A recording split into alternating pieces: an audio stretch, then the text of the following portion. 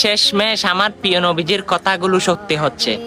আমার প্রিয় নবীজি বলে, শেষ জবানায় মানুষ ইসলাম থেকে সরে যাবে এবং ইসলামিক কর্মকাণ্ডগুলো তাদের থেকে ভালো লাগবে না।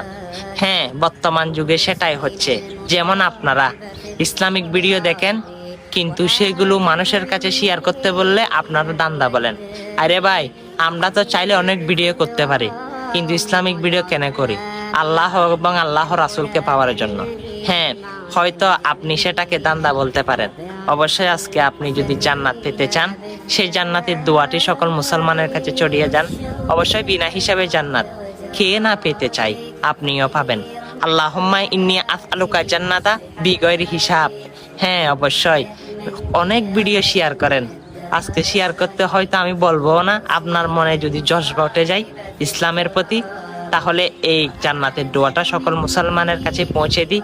ভিডিওটা কষ্ট না হলে শেয়ার করে দিই। আমিন।